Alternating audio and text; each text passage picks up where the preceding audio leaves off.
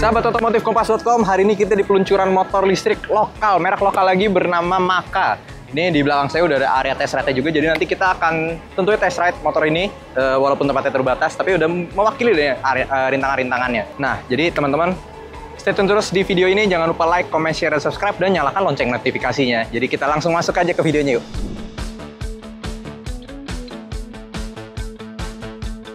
Ya sahabat otomotif Kompas.com, sekarang di sebelah saya sudah ada Mas Dito, CEO-nya langsung dari Maka Motors. Jadi hari ini kita mau ngobrol-ngobrol aja langsung deh, biar daripada saya yang salah kan, mendingan Mas ya langsung ngejelasin produknya sendiri kan? Siap. Oke, ya. Jadi Mas Dito, Ya. boleh mungkin refresh dikit mungkin diperkenalkan motornya kali ini, Cavalry namanya ya? Betul. Produk pertamanya, motor listrik. Mungkin boleh jelasin Mas, mungkin dari desain dulu kali ya? Boleh. Jadi ini namanya Maka Cavalry, produk pertama kami, motor paling enak. Motor paling enak. Motor aja ya, Iya. bukan motor listrik. Ntar kita coba. Ntar bisa saya dicoba. ya. Iya. Ntar bisa dicoba. Ini hasil dari kita R&D sendiri selama 3 tahun terakhir. Jadi excited banget nih akhirnya bisa nunjukin ke semua orang gitu kan. Dari desainnya sendiri, memang kemarin banyak research juga, kira-kira orang Indonesia tuh senangnya desain yang seperti apa sih? Nah, prosesnya gimana? Awalnya memang dari nyari keywordnya. Gitu kan. Nah, kira-kira kita tuh sampling juga, kita nanya ada driver ojol, ada orang yang ketemu di jalan, ditanya sebenarnya kalau beli motor tuh sukanya kayak gimana sih? Gitu kan. Nah, keywordnya yang selalu muncul tuh gagah dan keren. Bukan maxi juga. Kan kalau kita lihat desainnya maxi skuter gitu kan, gede. Ya, betul. Itu termasuk nggak keyword? Itu sebenarnya nggak disebut juga. Oh, nggak disebut? Pokoknya orang tuh suka motor yang gagah dan keren. Oh, oke. Gitu kan. Oh, di segmen kita ya, di segmen maxi. Oh, iya. Ya. Nah, jadi ini adalah interpretasi kita mengenai desain motor yang gagah dan keren. Gitu kan. Jadi emang kalau lihat lekukannya, depannya lebih agresif gitu kan. Agresif, ini ya, agak tajam, tapi dia agak ngeflow ke belakang, belakangnya agak lebih elegan gitu kan. Dan sebenarnya salah satu challenge yang cukup sulit di motor listrik adalah gimana supaya bagian belakangnya itu keisi Padat ya? padat gitu. Ya, karena kalau motor biasa ini kan biasanya ada mesin, ada knalpot, itu kan bikin penuh. Tapi kalau motor listrik, kalau ini tidak diperhatikan jadinya kayak kopong gitu. Ini memang kita bikin garis-garisnya supaya rasanya full gitu kan dan mengalir. Betul. Ada detail-detail kayak floating panel ini. Terus ini katanya tadi ini fungsi ya? Ini fungsi. Nggak cuma bolong kosmetik aja teman-teman. Ini ternyata fungsi. Benar. Untuk mendinginin apa Mas? Ini inlet udara untuk mendinginkan MCU yang ada di sini. MCU di belakang ya? Belakang. Untuk berarti control unit. Control unit. ECU-nya kalau motor lah. Betul. Motor bensin. Ya, karena sebenarnya motor listrik itu kayak mobil Tamiya kalau tahu. Iya benar. Ya kan? Ada Dinamo, baterai, ada dinamo, Iya. tapi karena arusnya gede kita harus pakai controller. Controller, ya. Jadi controllernya di sini, baterainya di sini, ya motornya di sini gitu kan. Oh, motor juga masih pakai model hub drive. Hub drive nih Yes, ya? motor kita memang pakai hub drive. Itu ada pertimbangannya nggak Mas? Kan ada banyak kan? Banyak banget. Kenapa pakai hub drive akhirnya? Nah, ini pertanyaan bagus karena sebenarnya ada 3 pilihan yang kita bisa ambil dulu. Ada bisa pakai hub drive, bisa pakai mid drive, jadi ditaruh di tengah terus disambungin ke belakang pakai transmisi. Iya. Pakai rantai atau pakai belt, bisa juga orang nyebutnya side drive. Jadi kita taruh di samping pakai transmisi, pakai gigi biasa. Iya. Gitu. Nah, kenapa kita milih hub drive? Simply karena untuk parameter yang kami kejar dengan motor ini, secara speed, secara power, kami merasa hub drive adalah solusi paling efisien. Efisien dalam arti apa? Ini kan komponennya ini aja. Hub drive motornya doang? Kalau hub drive memang dinamonya di sini, nempel sama roda belakang. Yeah, Kalau mid drive itu kan ditaruh di tengah dan kita harus nambah transmisi. Betul. Ada belt atau ada banyak komponen tambahan? Ya, banyak komponen tambahan itu nambah complexity. Betul. Artinya perawatannya juga nanti lebih kompleks. Kedua, sebetulnya ini paling efisien karena torsi yang dihasilkan ya memang langsung di roda. Nggak bisa lebih efisien dari langsung di roda gitu kan. Sedangkan kalau mid drive itu ada losses yang dari transmisi belt gitu-gitu ya. Betul. Jadi mungkin torsinya di sini lebih tinggi tapi pas nyampe sini udah lebih rendah. On wheel-nya yang berubah. Benar. Jadi memang kalau untuk target parameter motor kita di in terms of torsi, top speed, menurut kita ini udah yang paling tepat guna gitu. Kenapa? Mungkin kekurangannya hub drive apa? Kalau misalnya kita mau naikin lagi powernya, kekurangannya hub drive itu dia lebih cepat panas. ya kan, karena dia ini kan ketutup, jadi panasnya nanti muter-muter aja di dalam. Tapi untuk parameter motor kami lagi, menurut ini sih udah pas, gitu. Mungkin kalau misalnya naik lagi, mid-drive jadi lebih make sense, karena lebih ada air coolingnya. Air coolingnya lagi untuk motornya. Berarti kan kenapa pakai half drive biar efisien tuh. Berarti Bener. kan tadi kalau nggak salah data untuk power dan torsinya juga oke tuh kan? Bener. On wheel-nya berapa tadi mas? 251 Nm teman-teman.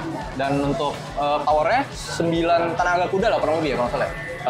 HP-nya kalau horsepower-nya Kurang lebih 12 deh. 12 ya. Nanti bisa dicek ya. Lumayan juga. Saya takut salah juga nih.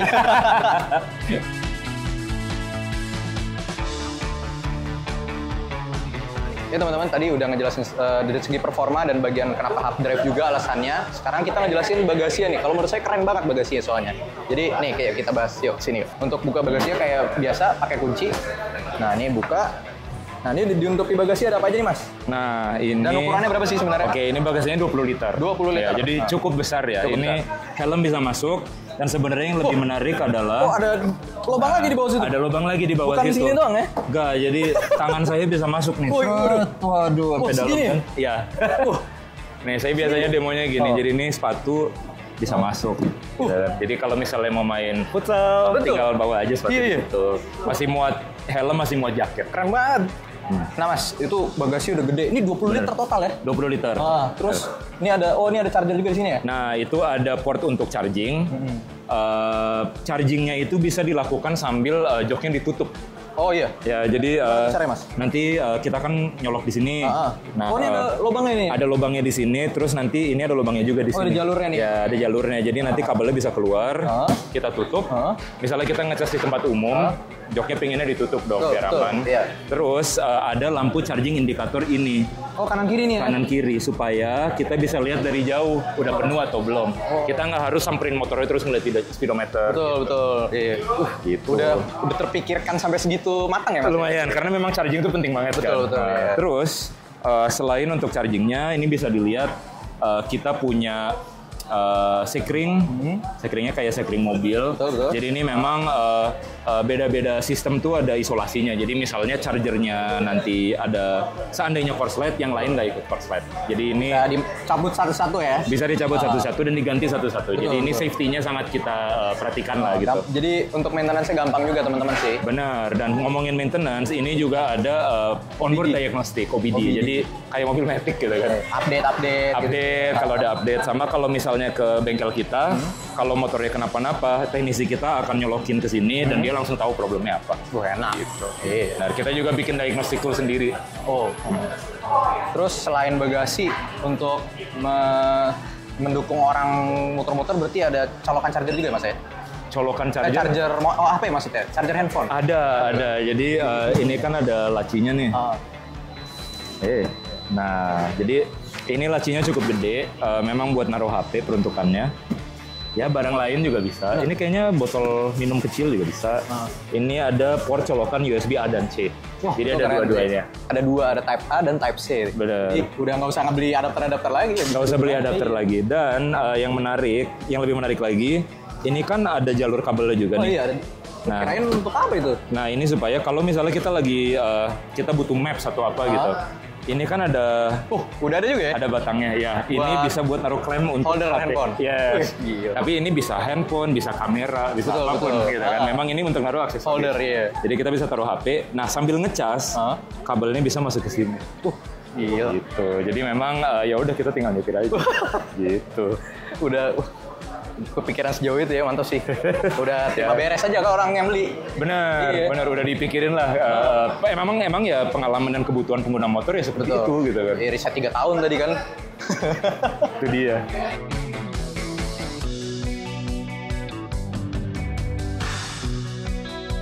Sekarang terakhir nih, yang paling penting, harganya mas. Untuk bandrolnya harganya berapa nih mas? Oke, jadi Maka Cavalry harganya Rp35.850.000. Itu sudah on the road, jadi termasuk semua pajak, semua dokumen. On the road Jakarta? On the road Jabodetabek ya. Jabodetabek. Ya, Jakarta, betul. Jadi itu udah all in. Untuk spek yang kita dapat, jujur kalau menurut kami itu sangat value for money sih. Karena baterainya gede, dinamonya gede, akselerasinya kenceng, kuat nanjak, bagasinya gede. Wah, banyak itunya, ininya banyak banget sih. Pernak-perniknya itu yang mantap sih menurut saya. Benar. Dan even sebenarnya kalau kita ngerasain kayak kualitas plastik body panelnya aja nih kan, ini lumayan tebel. Ya, kita nyari warna cat yang pas aja tuh cukup susah gitu kan. Riset juga tuh warna cat. Lumayan. Iya. Nebak warna apa yang bakal populer dan bagus juga susah. Itu ada risetnya lagi. Bener. Dan kita harus tahu dari setahun sebelumnya kan.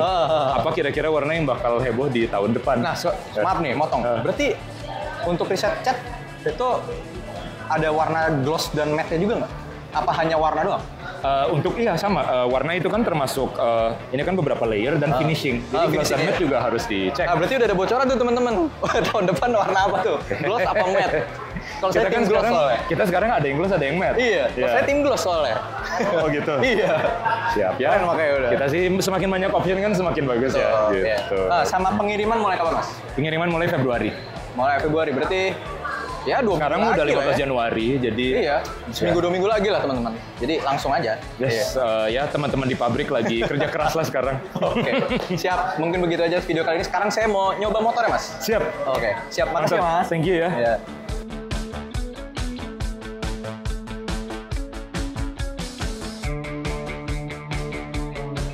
Ya teman-teman, ini di depan saya sudah ada unitnya lagi. Tadi kan kita udah ngobrol sama Mas Radit selaku CEO-nya Maka Motors. Nah, sekarang saya mau ngejelasin kayak ergonomi berkendara dan ya pernik-pernik detail-detail lagi lah. Ini tinggi saya 170 cm. Nih, untuk duduk. Ini memang modelnya masih skutik banget ya, jadi udah pasti nyaman. Nih saya hampir napak. 170 cm hampir napak. Tapi udah aman lah nih. Motornya juga ini kalau lagi diem gini ada bobotnya ya rasanya, karena di tengah-tengah kan baterainya cukup besar ukurannya ya. Jadi center of gravity-nya bener-bener di tengah banget di sini, berat. Dan untuk stangnya juga oke lah lebarnya. Ini segitiga berkendara kayak gini. Ini kalau kaki naik dan bisa selonjoran tentunya. Ini saya udah mentok ke paling belakang ya duduknya ya. Ini ada kayak ganjelan ya bagian bokongnya, jadi kalau dipakai untuk berkendara harian pasti enak nih ya, ada duduknya, sandarannya. Tapi kalau nih sekarang sih impresi pertama saya nih rasanya bagian kakinya sini kayaknya agak nekuk ke bagian sini ya. Jadi kayak kalau agak lama-lama di sini agak pegel nih. Tapi kalau duduk ke kakinya 90 derajat nih udah lebih dari cukup, udah enak banget nih. Terus di motor ini juga belum kilas ya, jadi masih pakai anak kunci. Keren modelnya. Ada Maka logo Maka Motorsnya. Dan kalau untuk buka bagasi, nyalain motor semuanya dari kunci sini ya. Lalu motor ini ada 2 mode berkendara, ada high torque, itu ya kayak mode normal lah ya, dan high regen untuk mode eco lah bisa dibilang. Dan rasanya tadi setelah saya muter-muter di arena test ride-nya, ini motornya cukup responsif, apalagi karena center of gravity-nya ya yang cukup rendah, jadi motornya nimble, nurut banget diajak belok-belok. Terus untuk tarikan gasnya, jadi kan setara mode normal nih kalau menurut saya sih dibanding motor listrik lainnya yang mode high torque ini. Tapi kalau digas dia juga nggak langsung, akselerasinya nggak langsung gitu. Diurut baru nanti dia mulai menambah kecepatan. Lalu untuk mode high regennya dia ada regenerative braking-nya. Kalau di test area ini ada tanjakan turunan. Dan pas turunan tadi nyobain high regen, dia rasanya ada agak ngerem dikit, mungkin lebih kerasa saat di atas 30 km per jam, dan paling optimal mungkin di 60 km per jam rasanya. Mulai lebih kerasa brakingnya saat pakai mode high regen. Tapi ya karena tadi area terbatas juga, jadi kita nggak bisa ngerasain semaksimal mungkin motor ini. Tapi untuk secara first impression udah motornya nyaman, torsinya oke, dan handlingnya top banget motor ini.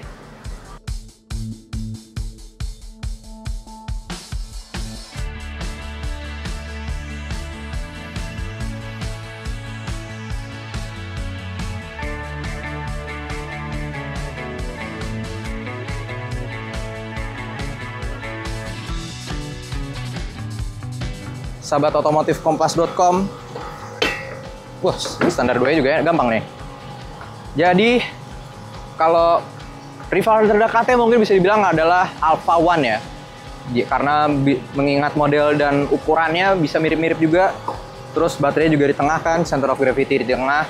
Dan untuk harga Maka Cavalry ini kan dibanderol dengan harga 35 jutaan, 35.800. Sedangkan Alpha One dia dibanderol dengan harga 36 jutaan. Tuh, beda dikit. Nah, tapi kalau menurut teman-teman gimana nih dengan keunggulan yang diberikan oleh Maka Cavalry ini, mampu bersaing nggak tuh dengan Alpha One? Mungkin bisa langsung komen di kolom komentar, dan jangan lupa like, subscribe, dan nyalakan lonceng notifikasinya agar teman-teman update terus sama video-video kami di otomotifkompas.com. Jadi saya pamit dulu, terima kasih sudah menonton teman-teman.